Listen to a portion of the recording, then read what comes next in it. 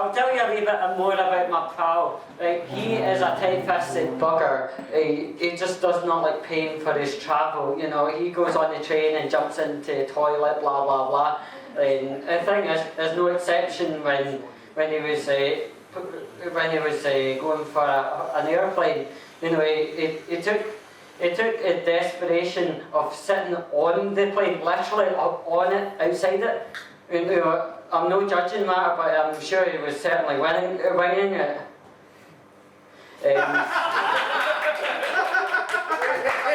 Talking of more travel-themed comedy, you've probably heard of Kanye West and Kim Kardashian, whatever the fucking face is called, naming the rain Northwest. I mean, I consider to myself, what the fuck's the inspiration behind this? Did Kim Kardashian and Kanye West, or whatever the fucking face is called, just open up a Virgin Trains timetable and go, aye, Wigan Northwest one sounds lovely. We'll hack at Wigan and earn it off because that makes no sense. Northwest just sounds a lovely name. Or did they come up on the National Express 590 and see the road sign saying M6 Northwest and thought, that sounds like quite a nice name. We'll hack at the M6 fish off because that's not a name, that's not really anything anyway. I mean, I might be ripping the piss with regards to their name calling technique, but they could have done a shit ton worse. They could have named the kid like Watford Junction West. They could have called the child Birmingham Digbeth West. They could have called the child like Preston. That would have been an absolute stoter, to be honest. They could have named the kid TB Services. I mean, TB is a well-known name. It's owned by Welcome Break. I would have loved to watch Welcome Break Services rip, basically ruin their arses by suing them. That would have been lovely to watch, but ho-hum. Now, calling all stoners, who likes a good joint? Good show. Well, you'll probably remember back in April the 20th, there was a 420 Fest celebrating cannabis culture. It was celebrated in Glasgow, London, anywhere you could get a 20 score. Now, in Birmingham, they had a 420 Fest as well, but it had absolutely fuck all to do with cannabis, sadly. It was a celebration of the National Express 420 Birmingham to London via Coventry route. I mean, there's two options on the table. Getting higher than the Red Roof Flats with your friends and family, laughing over fuck all, or sitting up at the back of a National Express coach, contemplating which poor life choice ultimately led you to choose budget coach travel as opposed to whizzing around the country on a train instead. One of my pals, you know, we went out to have lunch together, and he ordered up kale. Kale? What the fuck's kale? I mean, last time I remember what kale was, it was a service station. The megabus stopped for 20 minutes whilst the drivers went off for a smoke.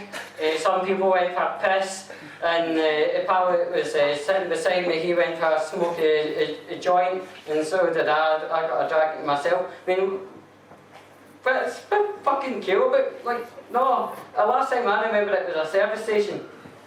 In the office we had some technical issues with the printer. Don't worry, it's sorted. It's kale.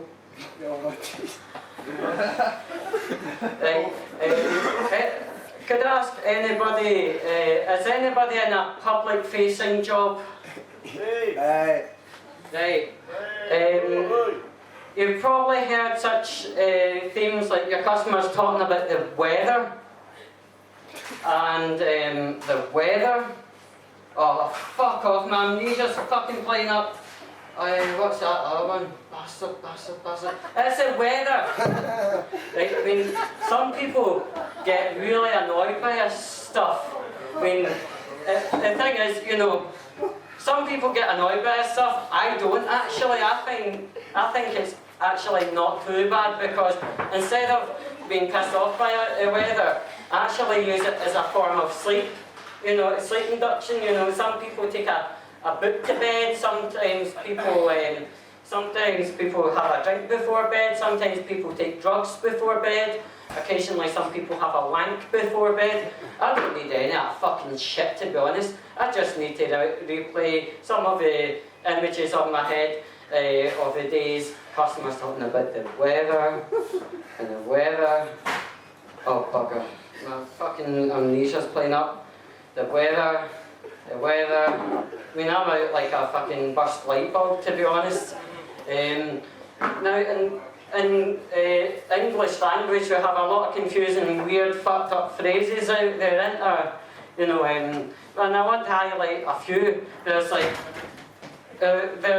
this phrase out there. You know, my pal was talking to me about his boss, and he said, "Don't worry about him. The shit will hit the fan soon enough." What? The fuck it? Eh? I mean, what the fuck's a fan fucking done to you, you arsehole? Get your life together, this is not right. Get yourself to fucking Carstairs or something, you creepy bastard.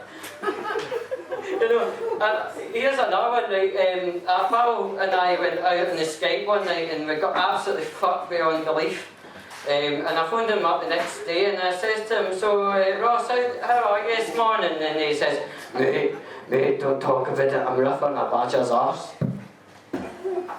Ross, I mean, I know you said at the age of 18, every hole's a goal, but shagging a fucking badger?